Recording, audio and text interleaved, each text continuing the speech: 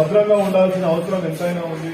కాబట్టి ఈ హెల్మెట్ అనేది ఇంతకుముందు మా ఆదిశంకర్ సార్ ఎప్పుడు చెప్తుంటారు, యాక్సిడెంట్ అయినప్పుడు కాలు దెబ్బ తగిలితే కాల్ని అలా రిప్లేస్ చేసే వ్యవస్థ ఉంది. చెయ్యి తాకినా మనం చెయ్యి కూడా ఫ్రాక్చర్ అయినా మళ్ళీ చెయ్యిని రిపేర్ చేసుకోవచ్చు. బట్ అదే తలకు తగిలితే ఏం చేయలేని పరిస్థితి. చిల్డ్రన్, మీకు కొబ్బరికాయ తెలుసు కదా, కొబ్బరికాయని కొడితే ఎలా మరిగిపోతుంది. మన తల కూడా రోడ్డుకు పోయి యాక్సిడెంట్ అయినప్పుడు అలా తగిలినప్పుడు అదే విధంగా అది తగిలిపోతుంది. అంతకంటే ఎక్కువ బలం దానికి ఉండదు. దానికి ఇంకా మజిల్ కూడా ప్రొటెక్షన్ ఉండదు. ఇంకొక అధ్యయనంలో ఏం తేలిందంటే, రోడ్ యాక్సిడెంట్ అంటే ద్విచక్ర వాహనం నడిపేటప్పుడు రోడ్ యాక్సిడెంట్ అయినప్పుడు అంటే హెల్మెట్ పెట్టుకొని వాళ్ళు ఎప్పుడైతే లైఫ్ సేవ్ అవుతుందో, కానీ వాళ్ళ హాస్పిటలైజేషన్ మాత్రం చాలా ఎక్కువ రోజులు ఉంటుందని అధ్యయనం చెప్తుంది. అంటే మనకు రోడ్ యాక్సిడెంట్ అయినప్పుడు హాస్పిటల్లో ఉండాల్సిన రోజులు ఇప్పుడు మనం జనరల్ గా రోడ్ యాక్సిడెంట్ లో తలకే ఎక్కువ తగులుతాయి బలంగా. సో ఆ యాక్సిడెంట్ లో తగిలినప్పుడు మనం హాస్పిటలైజేషన్ అంటే ఎక్కువ రోజులు గడపాల్సిన అవసరము, అదేవిధంగా ఎక్కువ డబ్బులు ఖర్చు పెట్టాల్సిన అవసరం కూడా ఏర్పడుతుంది. కాబట్టి ఈ యొక్క అంటే మనము ఇవాళ బయటికి వెళ్లేటప్పుడు ఏ విధంగా చెప్పులు వేసుకొని 100 మీటర్ల దూరం వెళ్తున్నా ఎక్కడ యాక్సిడెంట్ పొంచి ఉంటుందో ఎవరికి ఏం తెలియదు. మనం ప్లీజ్ దయచేసి అర్థం చేసుకోండి దీని యొక్క ఇంపార్టెన్స్. ఇవాళ మనం భారత ప్రభుత్వం కానీ రాష్ట్ర ప్రభుత్వం కానీ మీరు చూస్తున్నారు, ప్రతిసారి రోడ్లకు మనము డివైడర్లు పెడుతున్నారు. ఎందుకంటే ఎదురుగా వచ్చే వెహికల్స్ గుద్దుకోవద్దు అనేసి. మళ్ళా మనకు కొన్ని టర్నింగ్స్ లలో పోలీసు వాళ్ళు బ్యారికేడ్స్ పెట్టి తర్వాత కానీ పర్మనెంట్ గా మూసేస్తారు. ఇవి ఎందుకు అంటే ప్రతిసారి వాళ్ళు ఒక అధ్యయనం చేస్తారు. అధ్యయనంలో అక్కడ ఎక్కడ ఏ కూడలలో ఎక్కడ యాక్సిడెంట్లు అవుతున్నాయి, వీటన్నింటినీ కూడా ఆ యొక్క క్రాసింగ్స్ అన్ని బంద్ చేయాలనేది వాళ్ళ సంకల్పంతో ఆ విధంగా చేస్తారు. అదేవిధంగా ఈ హెల్మెట్లకు ఫైన్ ఎందుకు పెడతారు? మీ దగ్గర ఏదో డబ్బులు వసూలు చేసి ప్రభుత్వాలను నడపాలనేది వాళ్ళ ఉద్దేశం కాదు అక్కడ మెయిన్ గా.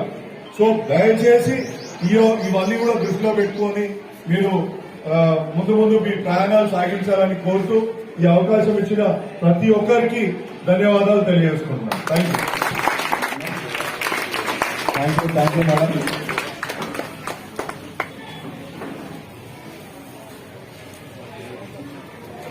అలాగే మాజీ కంటోన్మెంట్ బోర్డు సభ్యులు నళిని, అలాగే ట్రాన్స్ ప్రాజెక్ట్ ఆఫీసర్, అలాగే మాజీ కంటోన్మెంట్ బోర్డు సభ్యులైనటువంటి ప్రభాకర్ అన్న గారికి,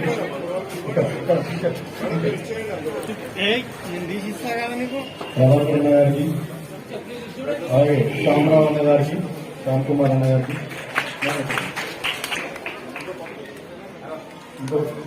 అలాగే మరికర్ అన్న గారికి, అలాగే పెద్దల నరసింహన్న గారికి, శ్రీకాంత్ గారికి కూడా. టీచర్స్ మీద తొందరగా రావాలి.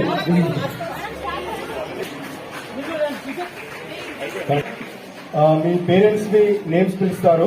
పేరెంట్ తో పాటు చైల్డ్ కూడా ఇక్కడికి రావాలి. వచ్చి photo. 6th class K. Anil Kumar. Come along with your parents. K. Anil Kumar.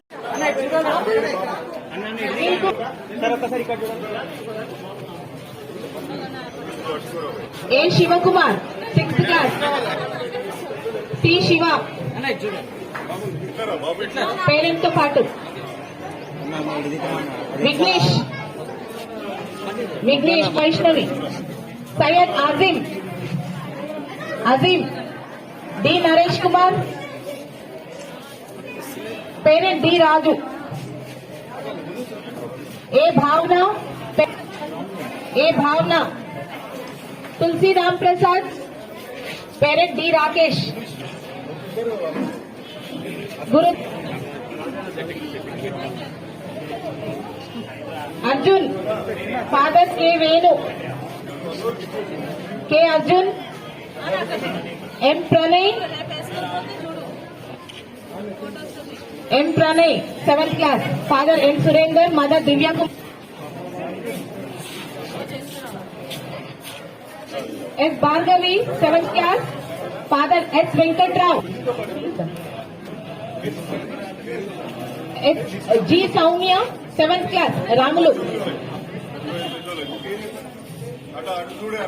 Yes. Ravi 7th class.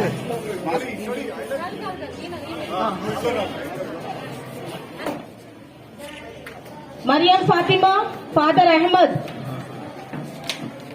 Mariam. Mary, Father Venkat.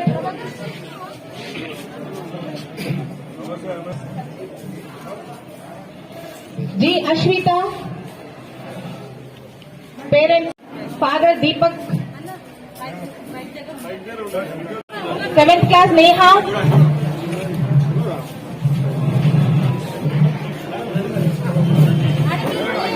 Reena 8th class.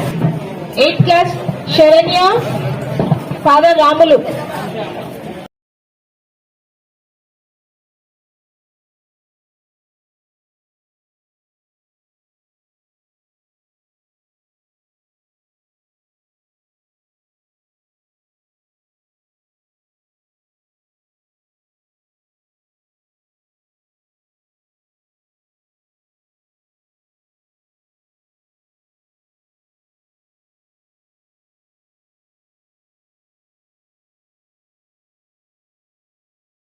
Father Deepak.